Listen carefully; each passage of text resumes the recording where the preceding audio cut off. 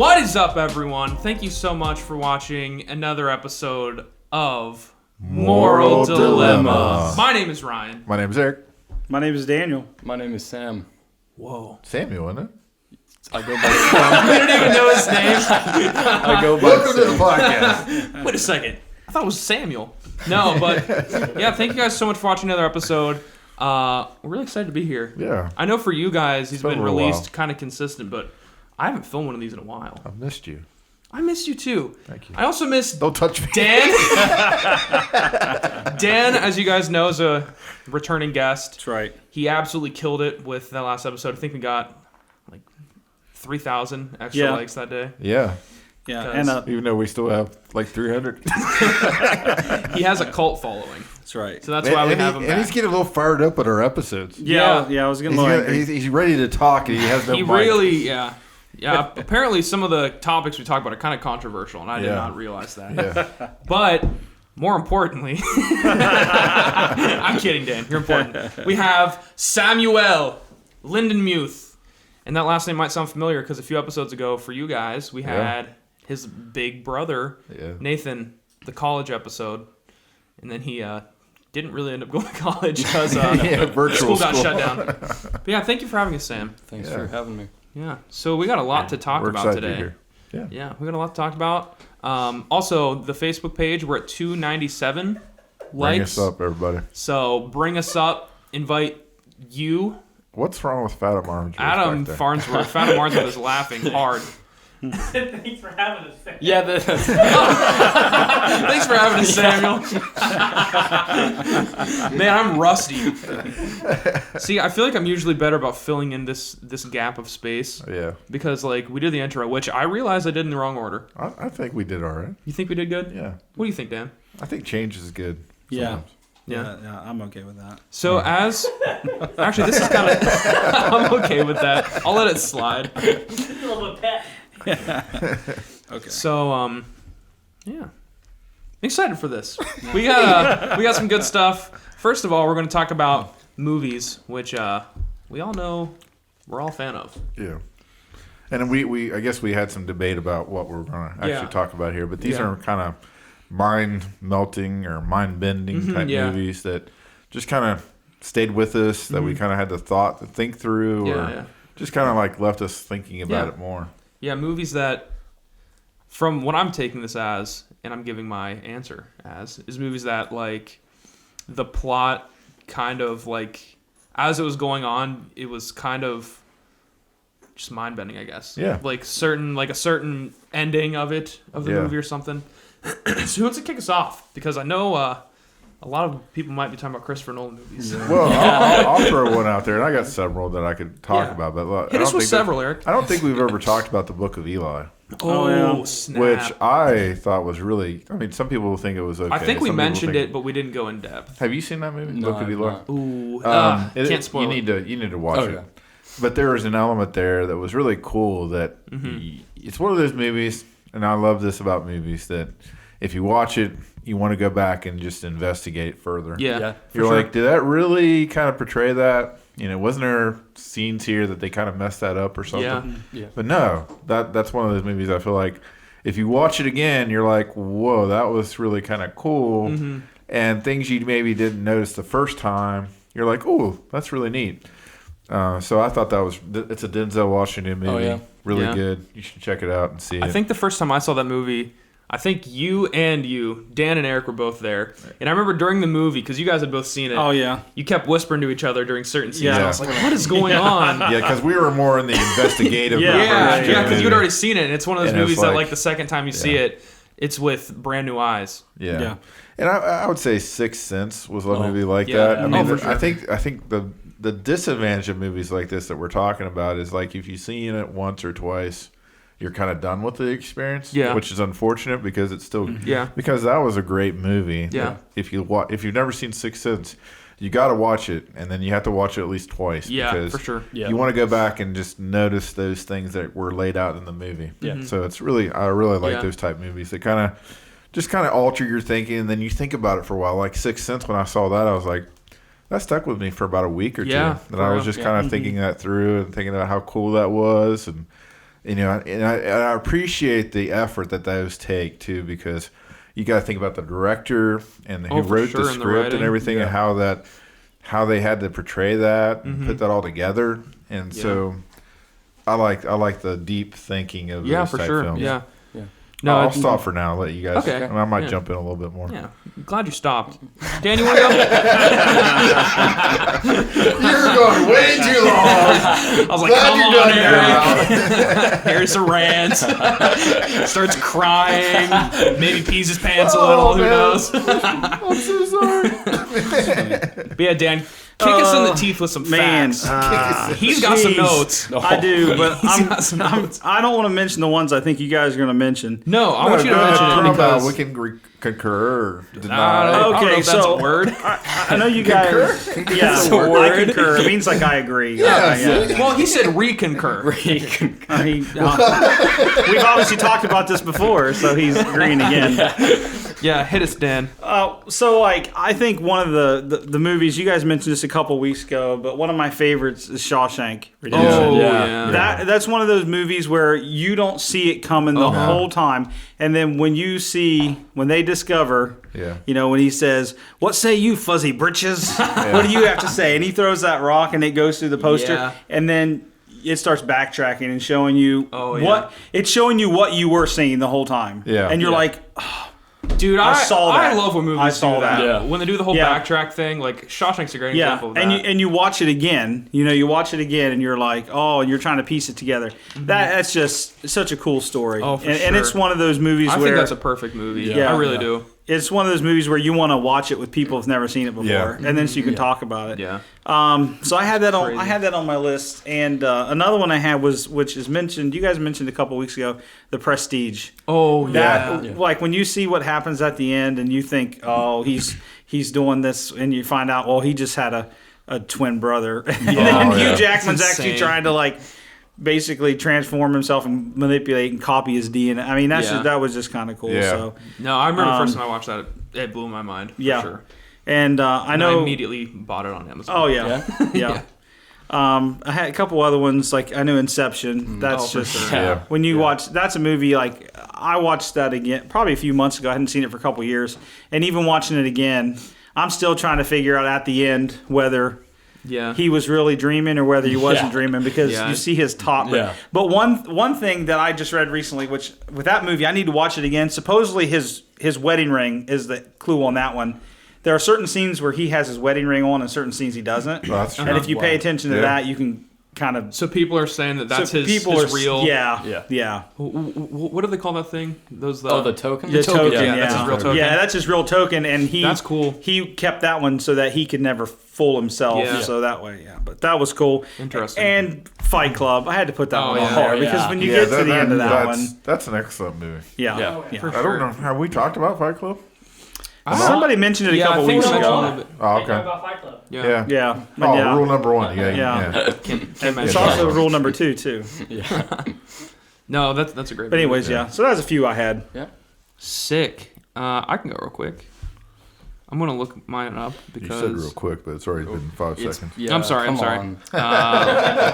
just backtrack here. I'm gonna talk about The Game, which is also that's an excellent movie. Thank you. That's an underappreciated movie. I think it is. Yeah. I would say most people should watch that movie. That probably just maybe they were in between some things. Mm-hmm. Have we all seen The Game? Have you seen The Game? That's one that I've not seen. Have you seen it? Mm-hmm. Have you watched it? We watched it together at my house. I think we did. I think that's where I saw it. It was.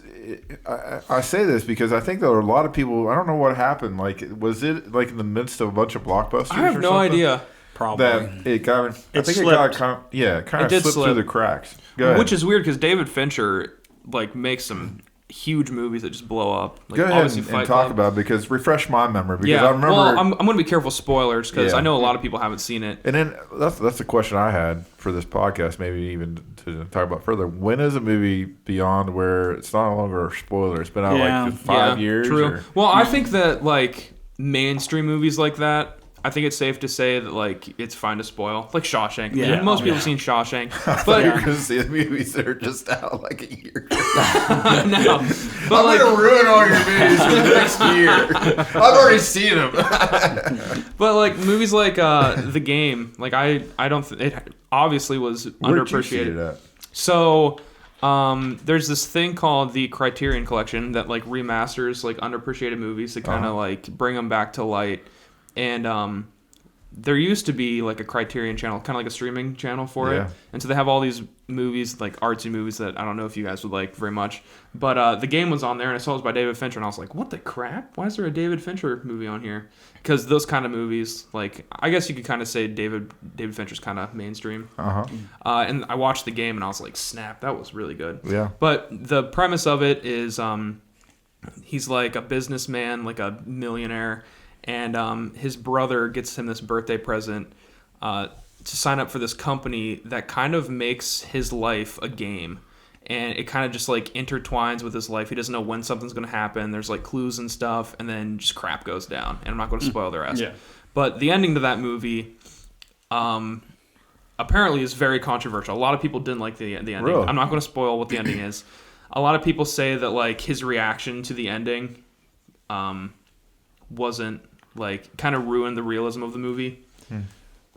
I think it's kind of hard to judge that sometimes because you want something different, right? Yeah, for sure.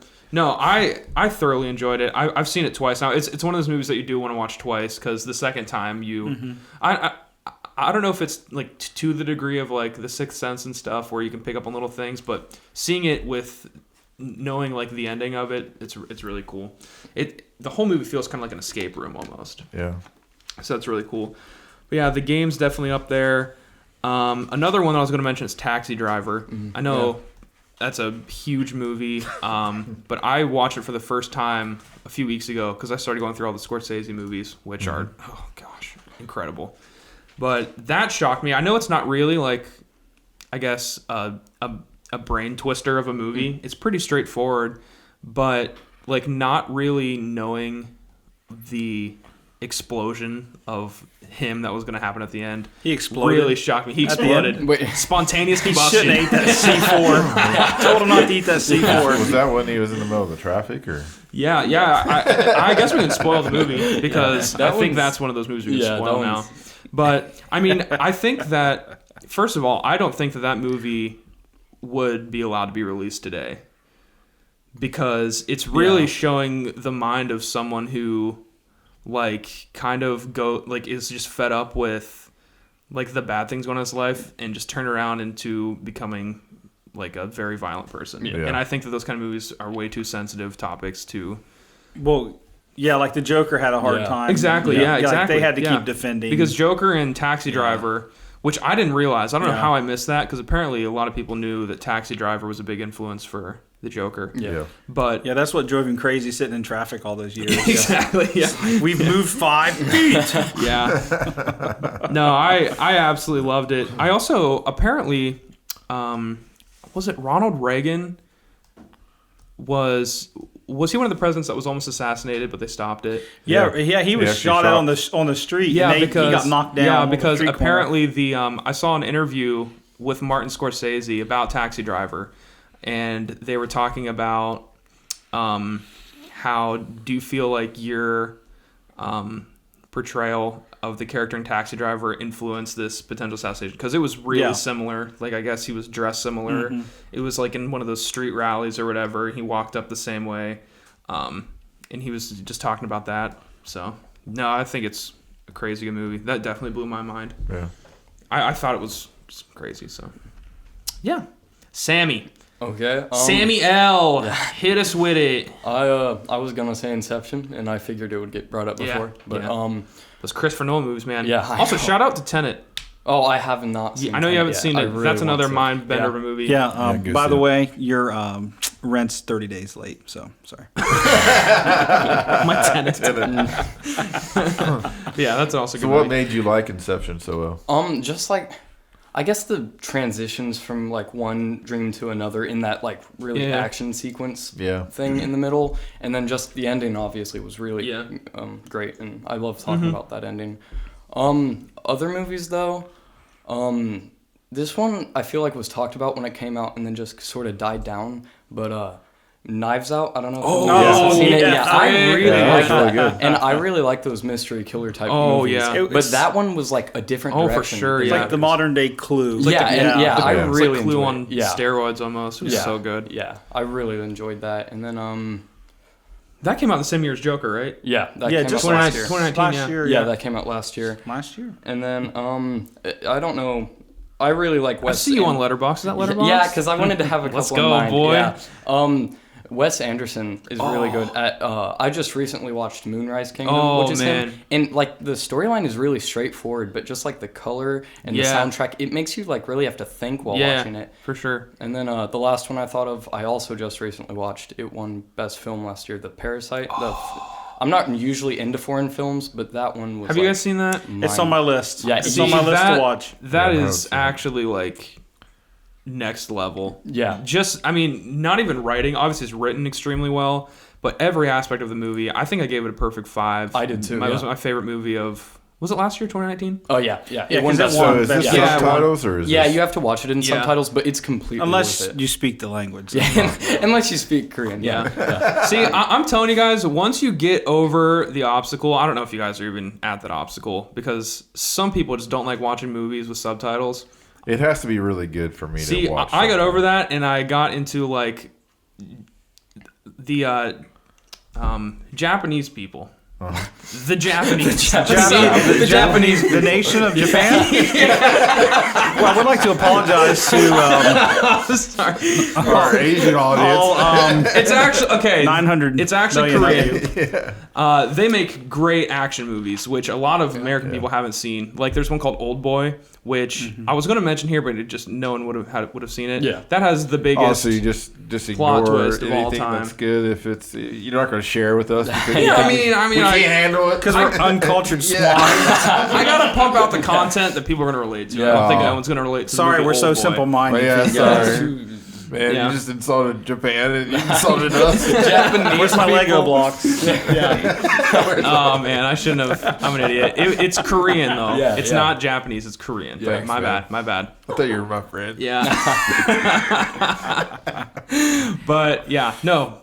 Parasite is a great movie. Yeah, I really definitely deserved Best Picture for sure. It was one of the first movies that I've watched in a while where like I wanted to pay attention to every scene. Like it was really good. Yeah. And so you knew a lot about it before you watched it? I heard it won Best Film, which got me super anxious because I usually disagree with things that are amped up that much. But I genuinely loved it. See, I was a big fan of what's his name, Bong Joon-ho. I think his name is. Gesundheit. Oh my gosh, this is someone's gonna get triggered in this episode.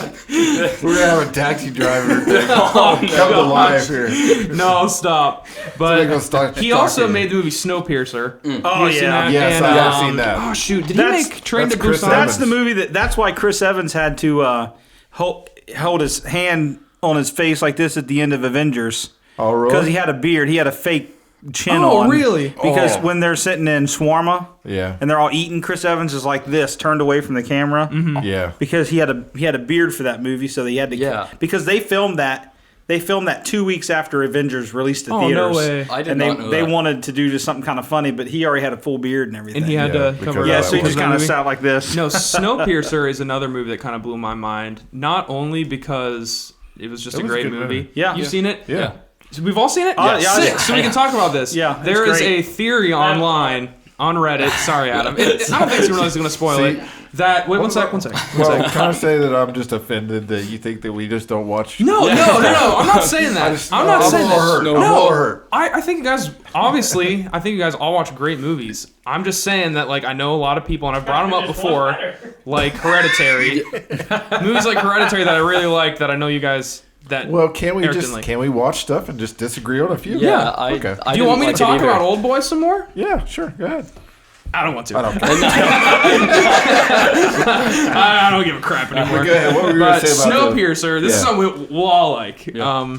Snowpiercer. There's a bunch of theories online that Snowpiercer was written to kind of be like a sequel of Willy Wonka and the Chocolate Factory. Really? Yeah. Which is crazy. But there's a point in the end.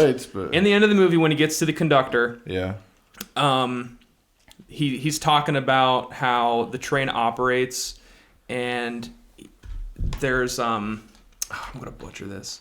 There's a scene when he's talking about how like the internals of the train were designed to be ran by small things, like, and it was kind of alluded to children, but a lot of people took that as being potentially Oompa Loompas. And it actually makes sense. And then also the background of the conductor, I think that like the initials for like the train, like his initials are like Charlie Wonka or something like that, which I know isn't. So CW. Yeah, or something like that. Yeah. I don't know. Kind of butchered that. Should have looked that up somewhere. Yeah. But it's crazy. Yeah. I think anyone that's seen Snowpiercer should look that up because that was a good blew movie. my mind. Yeah. I thought it was the Polar Express. Yeah. It also It could be linked to that. Because there's snow in a train. Yeah. Are we missing hot chocolate? Yeah, and a lot of disappointment. Yeah. Do you have any more? Well, Memento. Yeah. Excellent movie. Yeah. Sorry. For sure. But yeah, that movie, what was really cool is this guy has amnesia, and so he can't remember things the previous day. So he ends up tattooing all these things to remember things. Yeah. And so every day he's trying to live by this certain set of things that he's written down. And it's just a great movie. Mm-hmm. And Christopher Nolan directed. Nolan. That was Nolan. Nolan. Christopher Nolan.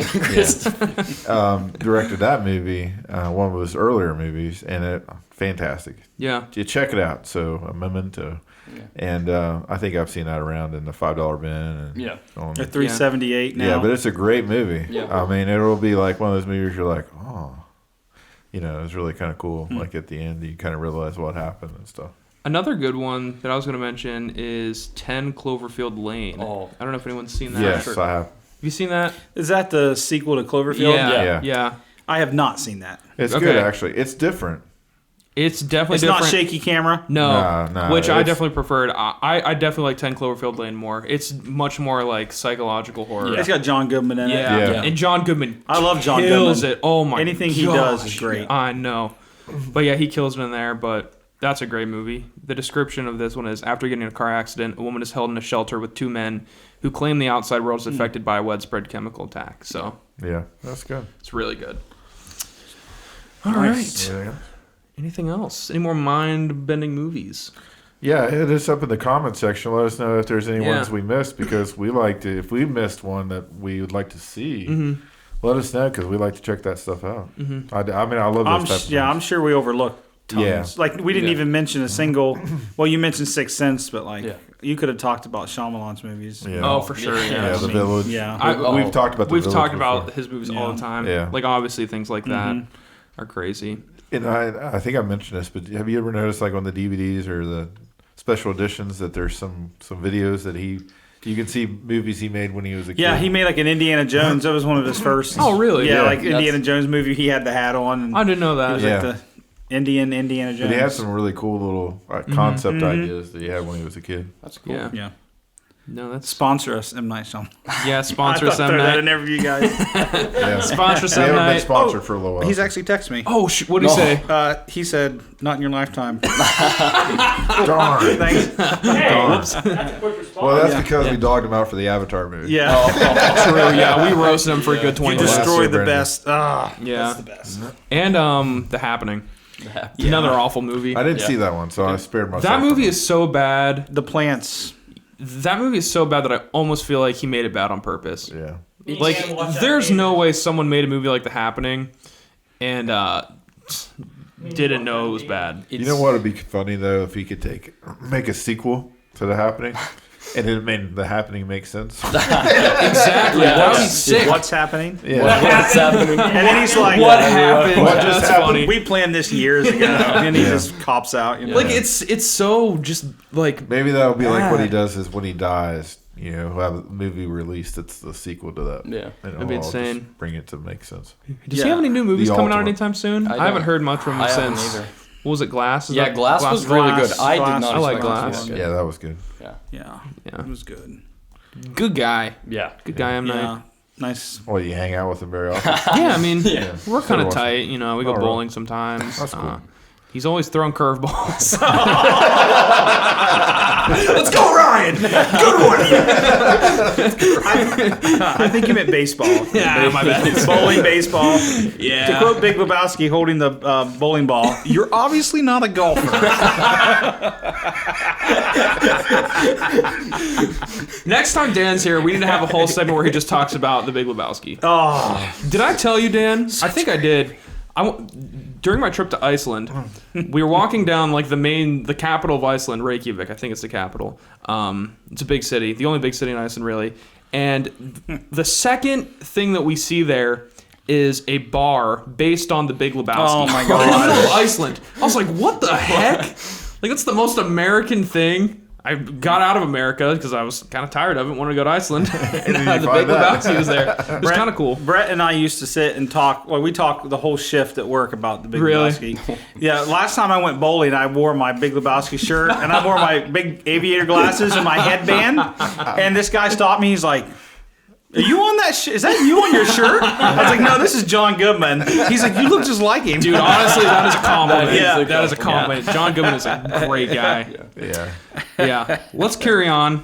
Let's talk about some rock music. My Wayward Son. My Wayward Son. Let's carry on My Wayward Son. So we're going to talk about, it says best rock album, but It could be honorable mention. because I'm going to talk about my favorite rock albums, because I feel like I don't want to get into justifying what I think is the best rock I album think of all that's time. based on your opinion. Your Okay. personal opinion. So our personal Yeah. And favorite. We're not going about sales charts. I'm not even going to cover like my favorite of all time because I'm not ready for that right now. I'm going to talk about some of my favorites that I've been listening to for the last few years. Yeah. So, who wants to kick us off? Because I don't. I'll kick us off. Okay. Oh, good. I didn't mind. Let you. Let's arm wrestle for me. Why'd you put your pinky out? He's going tag team. Go ahead, Sam. Okay. You got this one. Yeah, I Sam was is a thinking- big rock guy. Yeah, I was thinking of a couple like just Big mineral guy. Oh my god. Geology jokes. Yeah. Dude, I love those geology jokes. Always got a few on me. Can you dig it? Can you dig it? This is a mess, dude. Yeah. But I was trying to think of a couple just to like cover a couple different spans. Do it, man. I'm really into like the 90s, obviously. Like I think that's where my favorites come from. What year were you born? Not the 90s, 2004. You fraud. Okay, but one of my favorite albums of all time is In Utero by Nirvana. I knew you were going to mention Nirvana. The drumming on that album is so heavy-handed, and the entire album is really raw, and Kurt's vocals like really drive throughout some of the songs. Oh, man. Yeah, I really enjoy that song. I mean, that's just a special album. Yeah, and then another one is Rush, Grace Under Pressure. That was one of the first things I got on vinyl because that's one of the first albums I listened to side to side, and I really liked that. And then So are all the albums you mentioned, like every song you feel like is a that's one thing that I had to think about. I was like, I don't want to name an album where I'm like skipping songs. There's this band that's I think their first album was 2006, but it's the Arctic Monkeys. Oh, and yeah? Like each album in their discography is like a different type of rock, I guess. And my favorite is Humbug, and it's kind of like this fuzzy guitar-based sound that I really enjoy overall. And then, I'm into a couple more modern bands, but I don't know if you could classify them all as rock. Have you ever heard of King Gizzard and the Lizard Wizard? I've heard of them, actually. I think you'd like them. Yeah. They're also kind of similar to that, where they're making, like, every album they have is a different genre, but they kill it. Yeah, I really like it when bands do that, because, like... And a great name. Yeah. King Gizzard. They also have an album called... I think it's kind of like psychedelic rock. It's called Nonagon Infinity, but the whole album's made where each track, like plays into the next one. It's one of those albums. Really but then cool. the last track plays into the first one. So you can play the whole album on a loop, and it feels like it's just continuing so over and over and cool. over again. It's really, really good. So you should check that out. King Gizzard and the Lizard Wizard. Nonagon Infinity. What else? What else you got? You actually showed me this band, but TMP? Tiny Moving Parts shout out. is so good. Celebrate, that album I was gonna is say that one. so good. I'll let you have it though. I'm sorry. No, dude, I'll let you have it Yeah. because I'm trying to spread the word. And then Tiny Moving Parts. the Pleasant Living is the first one I listened to all the way through, and like the guitar tone is so nice. Like I love that album. Yeah. I just love math rock. Yeah, it's definitely up there for me. And Do your calculations. My little calculations, my calculated math riffs. And then, yeah, I guess it kind of just varies. What would you say is one of your favorite just rock bands in general? In general.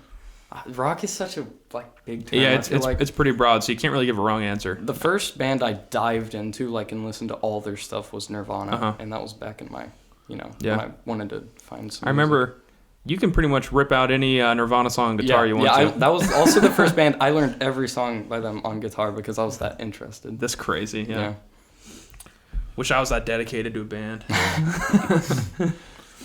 Eric. For me, it was Permanent Vacation by Aerosmith. It was one of my favorite ones. And it's one like this, the things too, where I was judging this based on do I like every song. Yeah. Mm-hmm. I don't think there's any song on that list that I didn't like. I jammed to almost all of those songs as a teenager.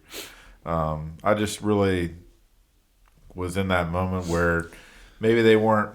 There's many that I could mention, but that was the one that kind of struck a chord with me. Yeah. Mm-hmm. Struck a nice that album E came minor chord. E minor. I think it came out in 1990 or 91, somewhere around there. That's probably about right.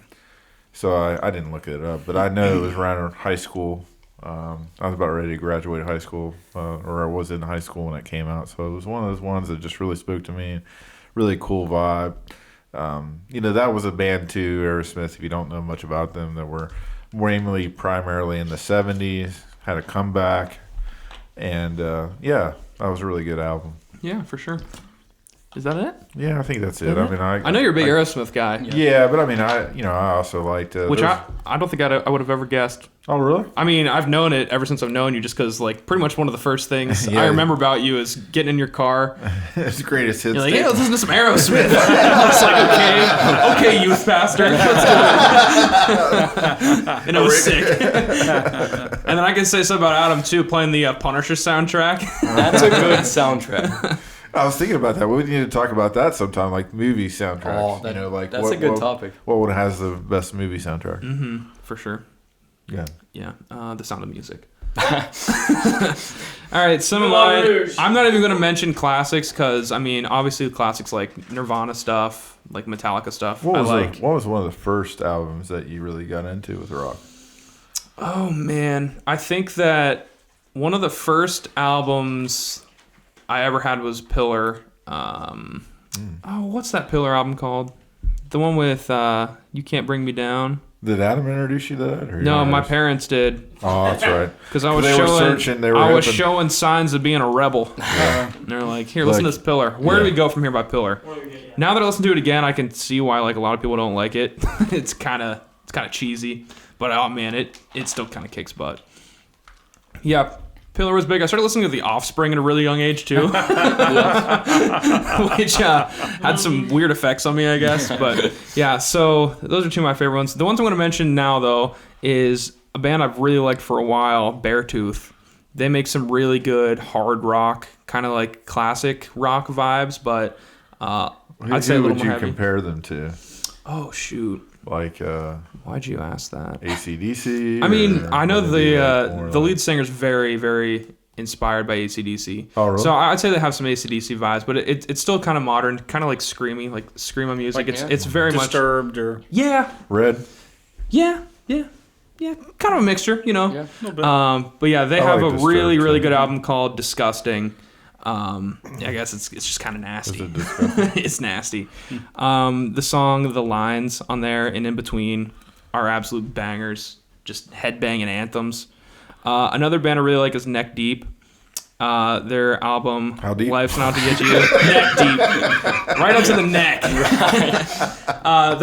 They're like a... Not waist deep. Yeah. They're a punk rock band, pop punk. And I really, really like that album. Can you kind of help me understand what punk rock is? Oh, man.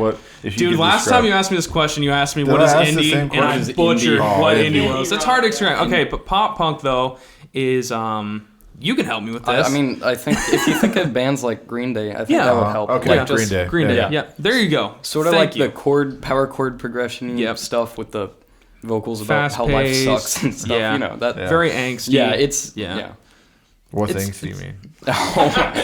Anxious. Dude, I'm so bad at being put on the spot with everything, Teenage including Do you want me to ask you Korean films. and Japanese I feel like an people. idies after that. We love your barbecue, though. Hey, we serve a God that forgives. Okay, but I don't know. But I don't know if he will. I don't know if. Yeah. Anyway, Hopefully our listeners forgive. Neck Deep, obviously, like I said, good band. I really like. What were some of the songs you liked off that album that you'd recommend to somebody let to check out me first? look. Like, what's the first song? Definitely like. I don't know if I could safely recommend this to children. Yeah. But Can't So- Kick Up the Roots is a great song. December is a really good one. Can't Kick Up the Roots. I like Kali the name of Ma that. is a song about Temple of Doom. Oh yeah. Indiana Jones. That's a cool one. Yeah. Well, you made for some reason Katamari came to my head when you said Calamari. that. Remember that soundtrack to that game? Calamari. Did you ever play that Katamari game where you roll things? Oh, I thought you said Calamari. Yeah, I thought he was talking about the. Yeah, no, I squid. haven't played it, but I No. know what game that is. Does that have a good soundtrack? Yeah, it really does. Sweet. Yeah, it's not rock soundtrack. Though. Yeah. Yeah. It's kind of more like see. indie. Yeah.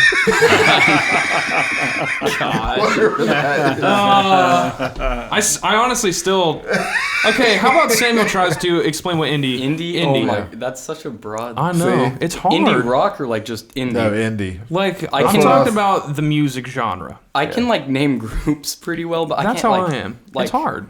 I guess Peach Pit and stuff like that. Like that's pretty indie. It's like a. Most of it's pretty chill. Like I think that's the not best way to put it. mainstream, It's like chill. coffee shop almost. So could be I- a little bit. That's Yeah. a new term I hadn't heard. Like chill. Yeah. Chill, yeah. Like Yeah, chill. Kind of introspective, too. yeah. It's like, Like, coffee shop depending- music is what you said. Yeah, kind of like if you want to think Christian bands, remember Jars of Clay? Yeah. They kind of had that Yeah, kind they of.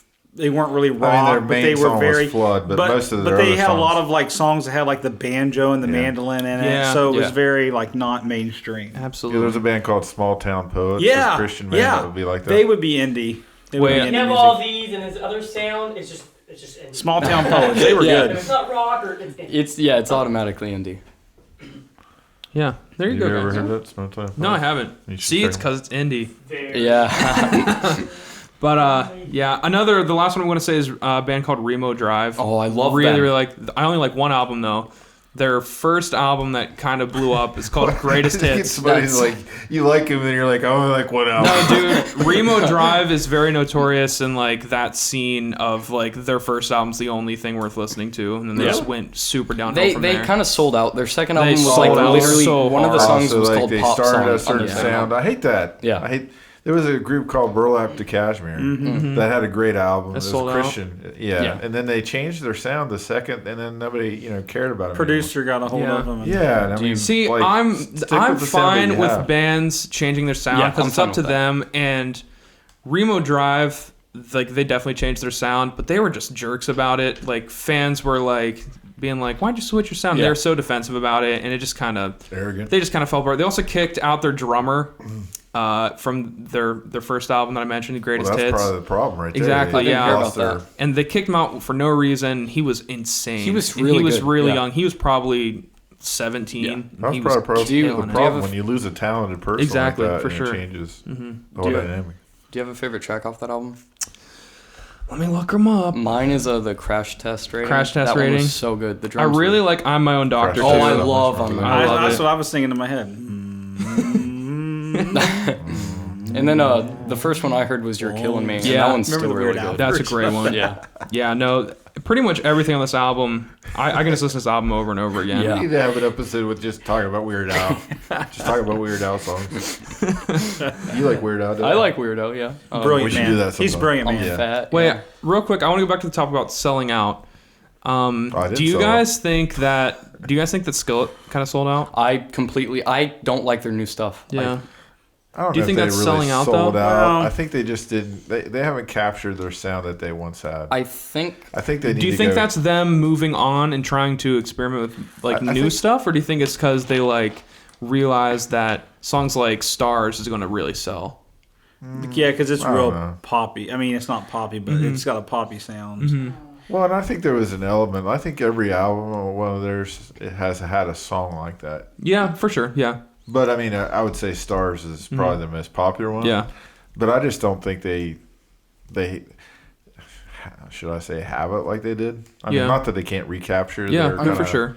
But they've See, missed, I don't really they've have, missed the mark recently. Yeah. See, I don't really have a super strong opinion on it. I don't think that they sold out just because I think that, like, sticking to being Christian rock, even though they kind of have strayed away from being a rock band, I guess. Have you heard, like, their early stuff before? Oh, yeah.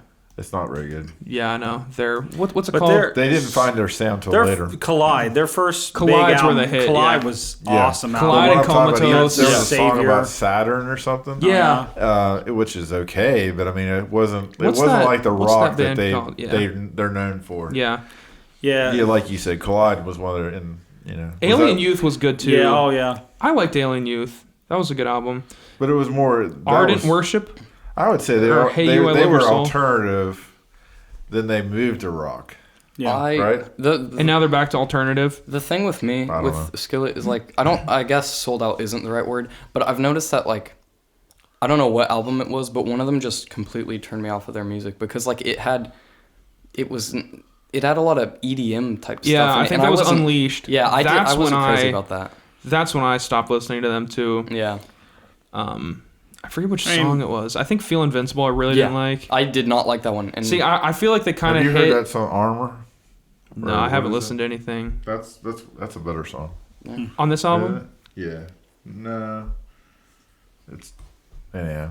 Anyway. We're just looking at the phone right now. But we haven't heard from Dan yet. Hit us with some actual rock, Dan. This is rough, man. I have 8. Awesome. Four in-depths and 4 honorable mentions. And... just with me, I'm just like the history kind of thing. So I pick albums that I really like but are super important. So I'm going to drop a bombshell on you for this first one. Idlewild South. It's the Allman Brothers' second album. Okay. And that's the album that had Midnight Rider. Okay. Yeah. If you've never listened to the Allman Brothers, whatever you're doing right now, you need to listen to the Allman Brothers. After the podcast. After the podcast. Yeah, keep listening to this and then afterwards. That album basically launched Southern rock music. Yeah. Like you wouldn't have Leonard Skinner and other bands like that if it wasn't for the Allman Brothers. And they were some of the best technical musicians that there is. Mm-hmm. The Allman Brothers, that album is awesome. My next one, just to get a little nerdy here, Boston. Yeah. His first album, 8 tracks, and Tom Schultz, which is a crazy story because he's an MIT graduate. And he was an engineer at MIT and started making devices. He literally built his effect boards and everything. And he started recording in his basement. That's so cool. They were like, well, no, you need to record out in California. And he's like, no, I'm recording in my basement in my house. And he launched all of that stuff, recorded in his basement. And it was like called Rockman Devices or whatever. And that first Boston album is basically like a greatest hits album because it has... and so the Boston started from there because Boston had that signature rock sound that no one else had. Yeah. So that for me, that's a great album. That's interesting. I didn't know he graduated with MIT. Yeah, he's an engineer. That's wild. That's cool. This is crazy. A couple other ones I had. Tom Petty, his Wildflowers album. That's definitely good. His Wildflower album. That's that stripped down album. It's just pretty simple, but that's the one that had like You Don't Know How It Feels to Be Me. That was a big hit off that one. And I love Tom Petty. Mm-hmm. And then he had another great album where he had a lot of great hits. Running Down a Dream. Oh yeah, what was the name of that album? But I mean, he had like 4 or 5 great hits. Oh yeah. No, this is a great album. And then my last big one here is Jimi Hendrix's first album, Are You Experienced? I can't believe no one talked about Jimi Hendrix at this point. He kind of merged psychedelic and rock together. And that album had Hey Joe, Purple Haze, Foxy Lady, The Wind Cries Mary. Like that's just a stacked album. Yeah, I mean, so like for me, that's one of my favorite albums. So when did he write American? He wrote American Woman too, right? Or sang that? Oh no, well, American Woman, that is the Guess Who. Oh, okay. And then was later covered by Lenny Kravitz. Yeah, I knew that, but I thought that was an original song, but maybe I don't think he did. I apologize. And then just some I'll let it slide for now. Some real quick honorable mentions, just because like these are albums that I thought people would definitely say. Dark Side of the Moon by Pink Floyd. Yeah. Because that's the album everyone talks about. And I still have never watched that while watching Wizard of Oz. But I need to do that sometime. Nevermind by Nirvana. Oh, yeah. That's probably one of the bigger albums. Led Zeppelin, album 4. That's the album that had Stairway to Heaven on it. Yeah. Mm-hmm. And then Sgt. Pepper by the Beatles. Yeah, that was a big album. We mentioned the Beatles. Yeah. So those were big albums. The White Album for me. Yeah. For me, it's Revolver, if we're talking Beatles. I love the White Album. Yeah. When I first listened to it. That's good. But anyways, that was just my thoughts. Well, thanks you. Being a little history buff. But definitely, no, he's a history listen guy. to the Allman Brothers. Seriously. Yeah. The Almond Brothers? No, that's they work for Willy Wonka. Also, a funny story for me about Jimi Hendrix that I'd like to share. Real quick. Okay. First class I ever had, actually, one of the first classes I ever had my freshman year of college was a history class. And the first assignment was to write down on a piece of paper three people from America who you thought were 3 of the most influential people ever. And I put like Abraham Lincoln. I can't remember who I put else. A lot of people put Trump, but I didn't put Trump because that's when Trump had just been elected. And then I put Jimi Hendrix. And he was reading through them on there, and he gets to my card and was like, because we're supposed to write our name on it, just because like he's supposed to like, it helps him with names or whatever. And he was like, this one says Jimi Hendrix. He's like, who's Ryan Ball? And I raised my hand, and he was like, you serious, man? He's like, you would put Jimi Hendrix over like Steve Jobs and people like that? And I was like, yeah, I would. And like he just absolutely degraded me in front of the class. I didn't care. I was like, honestly, if I go down for supporting Jimi Hendrix, I'll do it. Yeah. Nice. Because I mean, he was very influential in rock music. Oh, yeah, like rock sure. music today would not be the same without Yeah. Jimi Hendrix. He created so much stuff. And he kind of established like the idea of like Who cares about an iPhone? Yeah. Exactly. Seriously. There's Jimi Hendrix out there. Yeah, exactly. Yeah. Well, the lead singer, guitar player. Exactly, yeah, You he wouldn't kind of have established Stevie Ray that. Vaughan. Exactly, and yeah. people Yeah, like Apple that. Music wouldn't be where it is today. Yeah, exactly. Apple Music wouldn't have Apple itself wouldn't exist without Jimi Hendrix. We still have our Walkmans. Yeah. Yeah. They were probably listening to Jimi Hendrix while they built the Apple too. I'm sure they did. I'm sure at some point during the coding or whatever of Apple, a Jimi Hendrix I'm song sure came on. Jimi Hendrix playlist was on there. Yeah. Somebody had it. For sure. Yeah.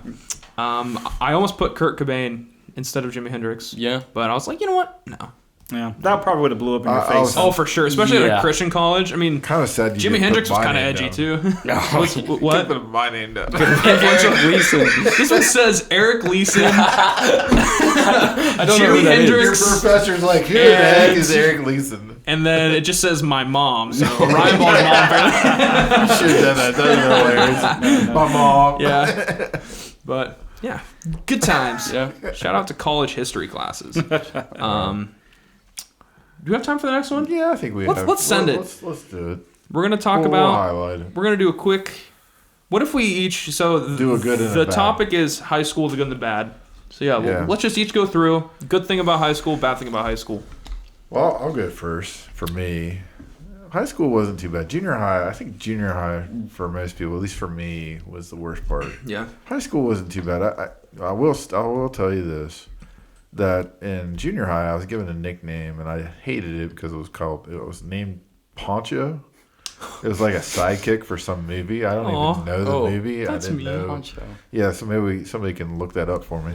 Was it But anyhow, some older kid at the bus stop What a that I jerk. used to go to. No, sorry. The person that gave it to me, I was a manager of the basketball team, and they called me the sidekick because I was a manager. So it was kind of meant to be funny, but also maybe complimentary. Cisco maybe not. kid? Degrading. Maybe that's what it is. I don't know what that is, but A Anyhow, little Western. yeah, Western. So anyhow, it gets shortened, and I get named the nickname Paco, which at first you're like, oh, I don't want this nickname. I hate it. Yeah. And then like what was funny though in high school, everybody like would, hey Paco, hey, like that ticked me it off. was. Well, here's the thing though, it became one of those things where everybody else, it was almost like it was cool. Hey, I know your name. I know your nickname.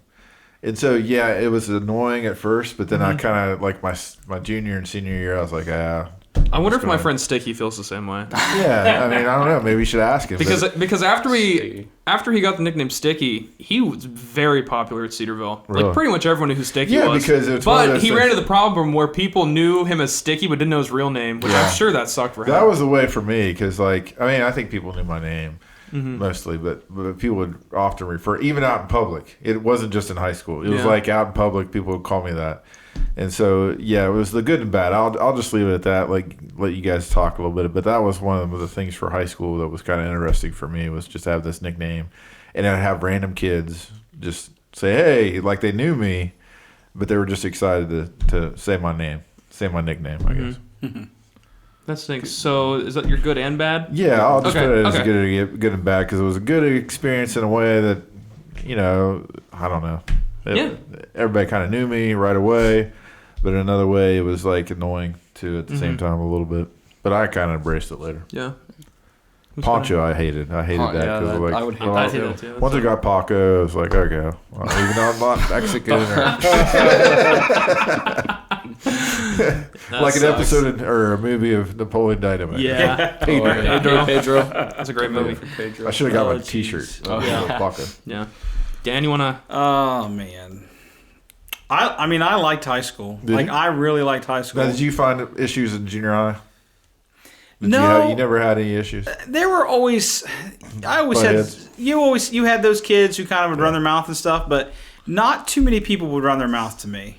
I was normally the biggest kid in class. You could stomp on. Yeah, and I remember one kid. It was like 7th or 8th grade, like kind of chested up to me or whatever.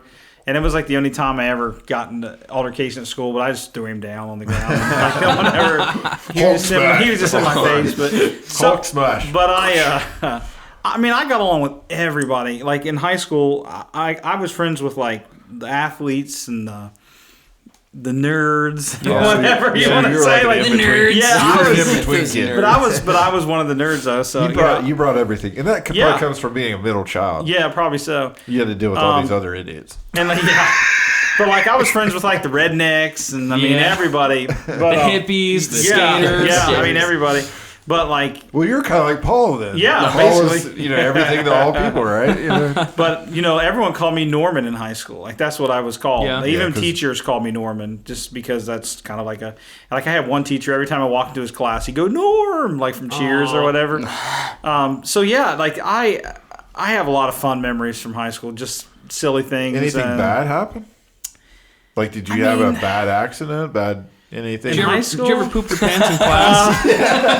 No, close. A few times. All right, can you share that story? That was with you on the way to West Virginia baseball or football game. What? When we ate Long John Silver's and got sick. Oh, you weren't in high school then. No, I wasn't in high school, but someone's a little too eager to share his pooping pants story. I got one. I don't think I pooped my pants after Long John Silver's one day. That day, though, we were on Route 50 in the middle of nowhere. All of a sudden, he had to go. Like, yeah, it was terrible. From the office, I gotta go to the bathroom. I learned it from that day that you should go to Long John Silver's. I'm sure there was there was something bad that happened in high school, but I mean, I just can't relate. I just can't. I can't think of. Was there anything annoying about high school? Like, did you have a teacher that was just terrible? You didn't even. You had good teachers. He has to be careful because he might work with them. Yeah, some of myself probably work with. Dan's currently a teacher. Yeah, I'm trying to think. I mean, I had some teachers. Like, I remember we had. I remember having like a student teacher one time, and I just remember thinking like. I probably should be teaching this class. But no, I mean, I don't think I had anything. Like I said, you'd have people and jerks and things like that. Did you ever get in trouble at all in high school? No, man. I stayed clear. I did have a kid stab me with a pencil in high school. Are you serious? Yeah. Intentionally? Yeah, in study hall. Why? Right, because he was just that kid. And he sat like from me to you, and he was a year older than me. This was probably 10th grade. Yeah. And we had a certain teacher, a study hall monitor that didn't really pay a lot of attention. People would throw coins at him and stuff. And so anyways, this kid, he was one of those kids, like, I think he wanted people to be friends with him, but he did stuff like that. Yeah. And so he would, like, slide down and hit me in the arm with, his pencil. And it's like, man, that hurt, And, like, he did that. Do you still have the lead in, like, your body? Yeah, well. My son accidentally stabbed himself with pencils when he was a little kid. He still has the lead. He's got a tab. Still, Yeah. You can look at his chest. He still has the lead in it. Yeah. But I'm going to cover up one of these days. But anyways, so what'd you do to this kid? Enough. Well, I'll tell you. I told him. I told him. I said, you need to stop doing that. Like I was probably doing math or something. That's so kind. That's so kind. Would you please stop doing that? Hey, you just stabbed with it. Would you please? Would you please stop doing that? Patience. So he did it again. Like I'm working. Are you serious? Yeah, like he did 2 it minutes, twice? like 3 times. He stabbed me again, and that was enough. That was the straw that broke the camel's back. And the teacher didn't see any of this? No. So I turned around, I stood up, I grabbed him by his shirt, and I just punched him on the side of the head as hard as I could. Right in the temple. Right in the temple. Right in the part that matters. And then he just fell down on the table. And then I just sat back down and just started doing my math or whatever again. That's so funny. The teacher didn't see anything or whatever. Even the punch? They didn't notice? He didn't notice anything. He probably wouldn't even have cared, honestly. No, but I was so mad. That's hilarious. Yeah, I gave him the left hand. I'm glad I pressured you for that story. I gave him 75% power. 75%. How do you measure that? Like you just pull back. You're like after being stabbed 3 times, like that was like that broke. That did it for me. Disclaimer: this is probably not what a Christian should. If you're do. listening, please, I what's apologize. the guy's name? I'm not gonna say this in case. Drop the name, man. Just in case. Give us the first name. Steve looks. No. But yeah, that's probably I don't know if worse, but that's from high. I still remember that, and I just remember being so ticked off about that. Yeah, Like seriously, stabbing me during study hall. Yeah, that's like a junior high thing. Yeah, right. Yeah. But yeah, that's to me like that was. I think the junior high thing is like the lack of maturity with a lot of kids. Yeah. And that's why most of the time you don't see much of that, but that kid must have really had some issues. Yeah, because this, not to take time, but this is the same kid that would mouth off the bus driver every day on the bus. This happened on my older brother's bus trip, and the bus driver got so mad at him one day, he said, "That's it!" And he reached up and flipped the mirror around. And then so he couldn't see anything, and about 4 kids got up and just started wailing this kid on the bus. And just beat the tar out of him. Because he did that to everybody. You can't do that nowadays. No, he did that to everybody. And That's it. about I'm flipping around the mirror. and about 2 minutes later, he just flipped it around. Yeah, nowadays you have the camera, and then you got to worry about. You got the. Yeah. You just had the mirror back there. Yeah, I don't see anything. Yeah. He's like, "That's it," and then he just flipped We need more people like that. social justice. Oh, They that's know so what funny. that meant. Is Yeah. that like a sign? They knew I'm to pretty whale sure them. they knew. I can't see anything. That to me is the real meaning of corporal punishment. Corporal. Right? Oh yeah. Where it's together, right? What's Oh, the Yeah. Corporate. I have no not idea. capital punishment. But Capital. yeah, and the same kid, like I can remember in the next year in study hall, he messed with another kid, a friend of mine named Matt, and he picked him up and slammed him against the wall in the cafeteria, like 5 feet before I hit him in the head. Like he just didn't learn. He just did not learn Maybe at all. this kid just needed a candy bar. It's just some gift to let you know, hey, But yeah. you don't need to do this Oh for attention. man, yeah. So anyways, All right. high So school. should we let Sam Yeah, go next? I think we should let him go last because he's in high school. I am in high school. So he's got fresh Yeah. memories. And mine's not going to be anything. I hated high school. Did I you hated really? every second What of high happened? school. So far. I don't know. Every second? Well, I feel Every like in high second. school, I mean, there's got to be some good. Okay, so yeah, my good thing was I was in band, and I did really, really well in that. But like, didn't you have like a Hitler band instructor from what I heard? No. I mean, Like- he was very strict. I wouldn't Yeah. say he's Hitler. Like Was he happy? Sometimes, yeah. Oh, so he he was wasn't- just very. Have you guys seen Whiplash? Careful Yeah, there. he's very, still there. very much Oh, like is he still there? He's the still there. director. Careful. Yeah. No. Shout out to Mr. Clark. Honestly, like we Sorry, Mr. we Clark. butted I have heads. no knowledge. We butted heads, but at the end of the day, he taught me so much, and it was honestly one of the best teachers I think I've had. Like he's very like. He knows his crap, and he knows the way he wants to teach. And a lot of people... He knows his crap. He knows his crap. He knows I thought you should say knows his craft. Yeah. Craft. No, but in high school, honestly, like I just didn't know who like I was. Like Like, I didn't fit in with... I'm sorry. No, don't feel sorry for me. That's not what it's about. That's not what it's about. But, like, I just honestly couldn't stand most people in high school. Like, I hated the party people. Yeah. And I think, like, that... My era in college, in high school, and obviously probably Samuel's too, was when...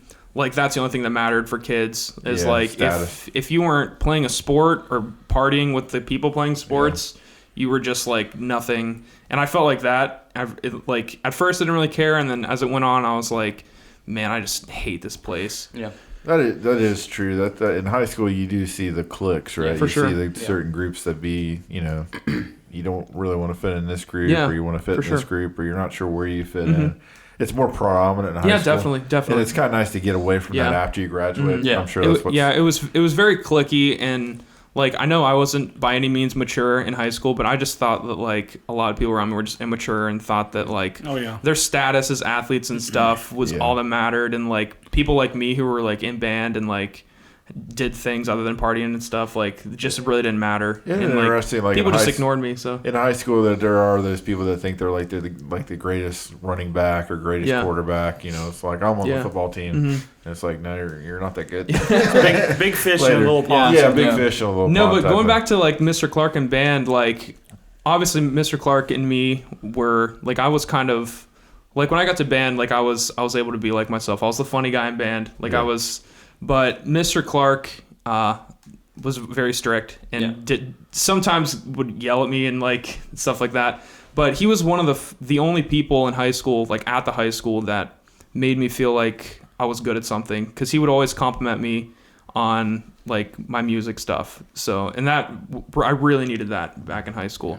And I think, like, my senior year when I graduated, I was like, man, I can't wait to get away from Mr. Clark, the band director. But, like, looking back on it, like, absolutely, like, all the stuff, like, the most that I learned in high school is definitely from him, for sure, 100%. That's great. So that's my good. Clark.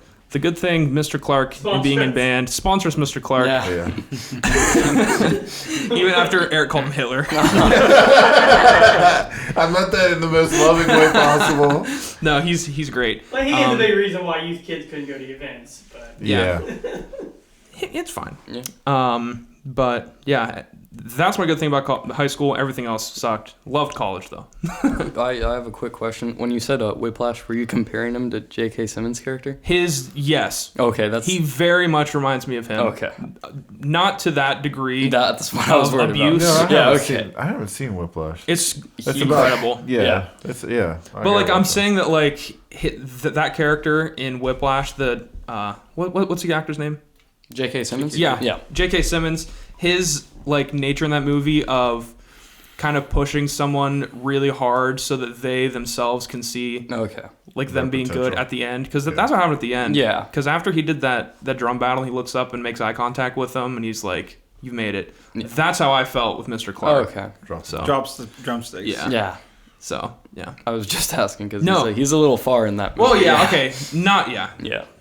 Okay. Hit us. Okay. Hit us with it. You're in the midst. Yeah. Make sure you don't drop any names because they might hear it. I won't drop any names. Like, it's stomped in the hallways. If it's good, you can drop a name. Yeah. Oh, yeah, drop names. If it's good, drop names. I'm getting mixed signals. If it's bad, don't drop names. Actually, probably shouldn't drop names. Drop names in general. Probably underage people. Well, I was probably thinking about teachers. Teachers, yeah, sure. Well, my freshman year was definitely the worst so far, just because I was struggling with, like, which clique I fit in. Yeah. And Nathan, my older brother, was a junior, and he was, like, really, really cool and stuff. So, like, I feel like some people are like, oh, he's gonna be like Nathan. For sure. And that year, I was kind of lost, except for I had this English teacher. He was my favorite teacher, and he talked about movies with me, and he was just the best. And that's kind of what got me. Was it the same English teacher that Nathan was talking about? Okay. Yeah, he sounds like a cool guy. Yeah. And I'm sure that was hard to follow. It's always hard to follow in somebody's footsteps. Yeah. And so everybody had this preconceived idea of who you were. I set the bar real low for my siblings. They should appreciate you doing that for them. They should. Hey, be thankful. Be thankful. Good. All right, continue. And then, like, I was kind of all over the place friend-wise freshman year.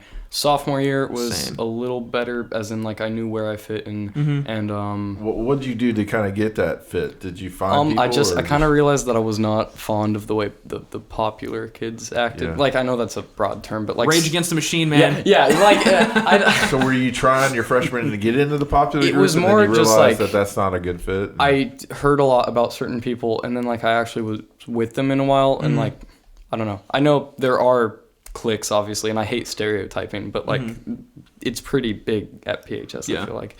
So sophomore year, I kind of just hung out with like the same group of people all year long, and then the coronavirus happened, and everything just sort of went off the rails. So this year, I'm actually I gained a little bit of confidence over quarantine, and like I've been like kind of knowing who I am. That's good. And it kind of sucks because it's 2 days a week, and like it's hard. Yeah, it's really hard to get street care at. Yeah, when you only exactly. go 2 days a week. And like talking to people is honestly an inconvenience. And so like now I probably look like the same kid who was kind of like anxious and stuff. But I like that was such a punk rock thing you just said. What? Talking to people is just kind of an inconvenience. Well, I was like, that is sick. It's just like I don't know. And also I don't have classes, you mean, especially with COVID. Yeah, with the separations of names and stuff. And I'm like not necessarily complaining. I just like don't really know or like don't really care for the people I'm in class with. You don't like anybody with the name last name L. No. I mean the people that I'm in the separated classes with. I do have some friends. Yeah. And I'm just teasing. But I get the English teacher from freshman year. I have him 3 times a day this year. That's dope. Because one of them's film studies, and then 2 community services. Wow. Yeah, I'm happy with sick. that. What kind of community services are you? Basically just grading things that he doesn't have time to grade, and running errands. And usually it's grading papers, but we're paperless. So you're his like teacher's assistant. Yeah. That's what community service is at our school. Yeah. But yeah. But one thing I just want to throw out, because I know we're going to the scripture time, but one thing Ryan was talking about and you were talking about as well, I think that's why it's so important for people to be, especially parents, youth pastors, to teaching their kids that you need to develop your own character. You need to be who you are, and that will draw other people to you, because we have too many followers. We need people to lead. Like when I was in high school, like I said, I was friends with everybody, but like I knew who I was as a person. I was comfortable with my personality. And it was a thing. It's like, Friday night, let's come over. We're going to have a bonfire. Well, everyone's just going to drink. That's all they're going to do. You're going to have a bonfire and drink. It's like, no, man. I mean, because that wasn't my thing anyways. Like, I'm not getting drawn to that. I mean, I'll hang out.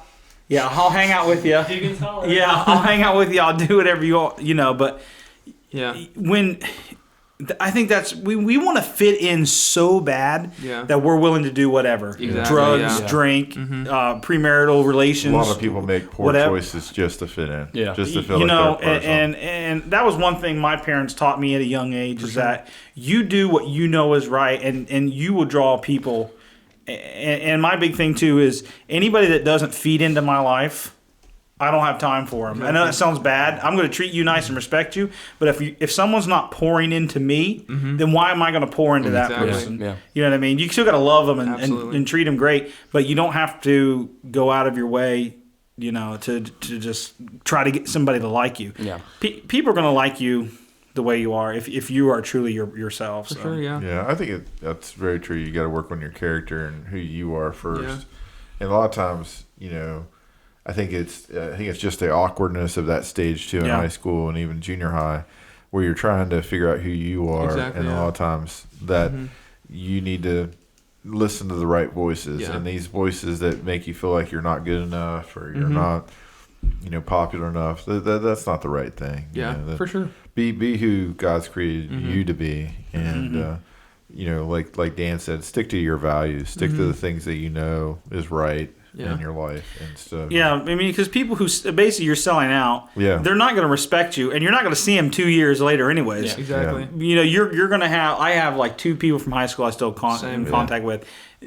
They could care less, about you in high school, and so that's very true. That for anybody that's listening, don't think that your high school years are permanent. It's not. For sure. Yeah, it's a part of your story, but it's not the defining. Like, if I thought my rest of my life I want to be named as Paco, and then that's all I have to look forward to in life, that'd be terrible. But the idea is there's so much more to you, and there's so many things change. Oh yeah, yeah. No, I definitely didn't like high school, but it definitely at the end of it all, like, definitely taught me how to keep diligent in who I am in the real world today. Because, I mean, after high school, as soon as high school was done and I was applying for colleges, I was like, I do not want to go to a college that's going to be like this. I want to go to a place where, like, I can actually learn stuff that's legit. That's why I picked Cedarville. I just went away from, like, the big party schools and stuff, and it made me harder, I think. Like, it just made me more, like, confident now in being who I am. Because, I mean, I know high school's not a crazy big deal, but at that age, for me especially, not knowing who I was, how I was supposed to act, and just kind of being vulnerable and being thrown into a place where, like, everything's pushing me to kind of be what everyone else is being, and being able to overcome that at a young age. I think looking back on me, that inspires me now that I was able to do that. So, so yeah, it's good. Let's slide on into Romans. Yeah, we're going to talk about Romans chapters 1 through 4. Yeah. We all picked a verse from there.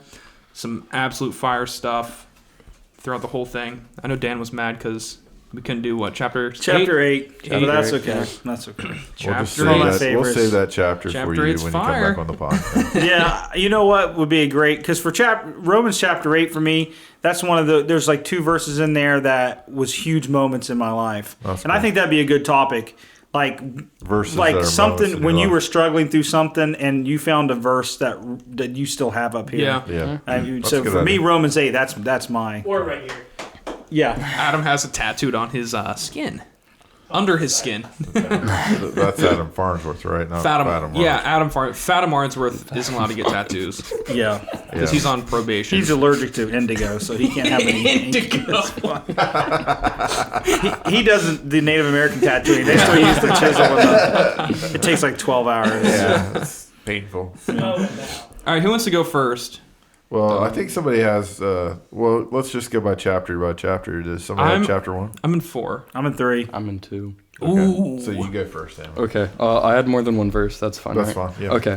So I have 12 to 15, and it says, "All who sin apart from the law will also perish apart from the law, and all who sin under the law will be judged by the law. For it is not those who hear law who are righteous in God's sight, but is those who obey the law and who will be declared righteous. Indeed, when Gentiles who do not have the law do by nature things required by the law, they are the law for themselves, even though they do not have the law." Fire. Yeah, I agree. Fire. All right, you have 3?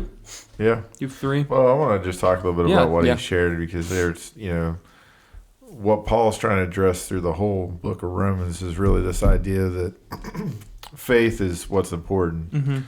And, once somebody's introduced to something as first, the commandments, or the law, which is what he's referring to, is the commandments and God's law that he shared with the Jewish people. So he's saying that Jewish people have this knowledge that they're privy to that the Gentiles don't know. And so the Jews are held to a higher standard because they're introduced already to the law, and they have this knowledge. The Gentiles don't. But once they're introduced to it, then they have to kind of figure out what they're going to do with that, and to seek it and follow the law too. But the whole book of Romans is really this idea that it's not just faith. And so I had, I think Dan had something before me then. Let's go ahead and let Dan have chapter 3, because you got 22, right? I had 3:22, a couple verses, like 20. You were at 26? Yeah. I'll just read 22 through 25 then, because that's kind of what I had. Before this, that's what he's talking about, how everyone's a sinner, basically. Yeah. There's no exception for anybody. And to me, this is just kind of reassuring. And 22, it says, "Everyone who believes has God's approval through faith in Jesus Christ. There is no difference between people, because all people have sinned and have fallen short of God's glory. They received God's approval freely by an act of his kindness or grace through the price Christ Jesus paid to set us free. God showed that Christ is the throne of mercy, where God's approval is given through faith in Christ's blood. In his patience, God waited to deal with sins committed in the past." Dang. And I really like that last powerful. part. I mean, it just reminds us what we have through Christ's salvation, through his sacrifice and salvation. But I like God showed that Christ is the throne of mercy. I mean, the fact that that's the place where we go, that's the only way where we can get forgiveness from our sins and everything. And I like the fact that says God waited so that he could display his approval at the present time. Yeah. Like now, you know what I mean? Definitely. And then, with this, too, that Paul's trying to get across, too, is that the Jewish people kind of felt like they were the elect. Yeah. And they are. They were the ones given the message first. Mm-hmm. But it applies to all. It was given to all. And so the Jewish people can't just say, oh, we've got this and we're going to hold on to it. It's our secret sauce type thing. Yeah. Secret sauce. This is something that is for all people because God created all people because he loves all people. And just like you said, now's the appointed time. The present time was now the time to let everyone know about what Jesus did. So that the law isn't the key. The law was there to point out Christ and his grace, his mercy that he has for each one of us. So it's kind of really cool because we're seeing a building block here in Romans that Paul's trying to separate it to say or bring attention to it really that yes, the Jews have been given it, but it doesn't mean it's a license just to go do what you want to and that you think you're better than everybody else because you have this law. No, you're subjected to that law. Yeah. You should be evaluating yourself by the law and seeing how you're living. And it's not just for your secret sauce or just your thing. It's for all people to hear about this good news about who Jesus is. And thankfully, what I'm sharing is a follow-up to what Dan and just a continuation. It says here in verse 26, it says, it was to show his righteousness at the present time so that he might be just and the justifier, the one who has faith in Jesus. So in other words, we because what Jesus did for us, he fulfills the law. So the law becomes a side note. Not that we shouldn't just ignore the law, but in other words, Jesus fulfilled everything that needs to be fulfilled in the law. So when I put my faith and trust in Jesus, Jesus is the one that fulfilled that law for me because I couldn't fulfill it myself. And that's not just a Jewish thing. That's not just a Gentile thing. That's an every person thing. That's just us having faith in Christ. That God was able to lay down the law and say, here's the rules. Yeah. And even though we didn't follow those rules, he could say, well, you need Jesus. For sure, yeah. You need Christ because he's the one that was able to do it for us. And it goes on, it says, then what becomes of your boasting and talking about the Jewish people? Don't be boasting that you think you have this secret sauce and that you're better than everybody else.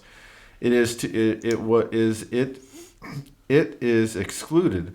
But what kind of law? By a law of works? Now he's saying that now am I supposed to just be a good person and follow the law the best I can? He says no, but by the law of faith. And I'll stop there because I was going to continue on, but it's by faith that we're saved. It's not by me doing so much that I can say, Eric, you're a good guy. Yeah. You've done a lot of good things in your life. You try to follow the Ten Commandments. No. If I was judged on that, I would have failed every single time because I can't look at all those Ten Commandments and say, I've messed up in a lot of those areas throughout my life. But it's by my faith in Jesus that saves me. Yeah, and not to get all, whatever, but if you look at most of the world's major religions, they're all through acts and through works. And there's a chance. Yeah. There's a chance that maybe you can receive your reward. Yeah. And there's like these little pot toes. Yeah, right? and you have to do this at the exact same time. And the difference between those religions and believing in Christ is that it takes the focus off us and it puts it on him. Yep. There's no way that I can get to heaven on my own. Yeah. There's no way. Absolutely. It has to be through Christ, and it has to be through believing he's the Son of God and he truly is God. Yeah. I don't think there's any other religion that says that God is the one that saves mankind, right? Like that it's all the other religions, if we could put them all in a category, I would say a majority of them or 90% of them, for sure, it's all about, like what you said, works. Works, yeah. And Paul's saying, no, that's not what this is about. For sure. God did this. You didn't do anything. God did this. And that ties perfectly into mine. Good. Because I was going to mention that. So I have Romans 4:4-5. It says, now to the one who works, his wages are not counted as a gift, but as his due. And to the one who does not work, but believes in him, who justifies the ungodly, his grace is counted as righteousness. Yeah. So, that's obviously just a big distinction on grace and works.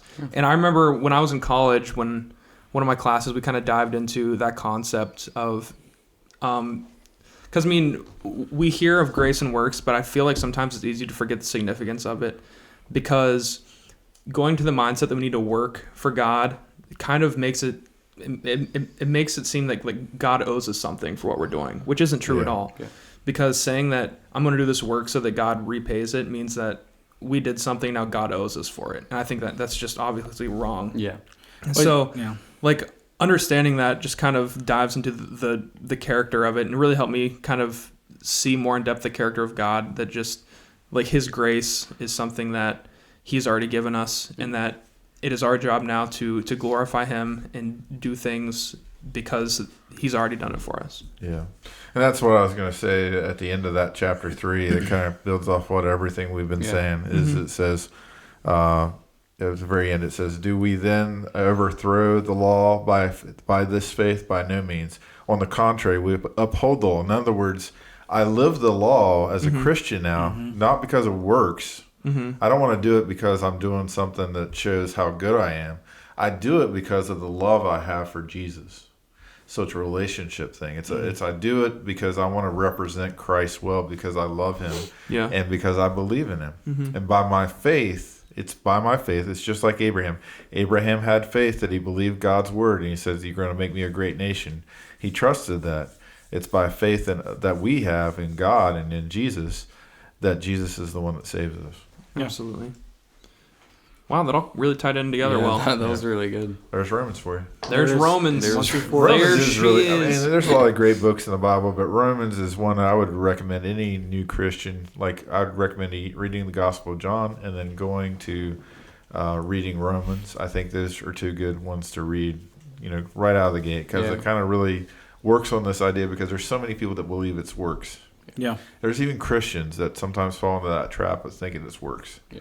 Like, I just need to do the right things. I just need to go to church on Sunday. If I prayed more, if I study, and those things are important. Yeah. But absolutely. Praying and studying doesn't save you. Yeah, it's only through Christ. Yeah. And the works comes because I want to do works because I want people to know about God's love. Yeah. Nothing. I just want people to know. It's that different perspective that you have on it. That's important. It's like when you have something good, you don't keep it for yourself. You want people to know about it, and that's why we do works. And that's why marriage is an important illustration. Yeah.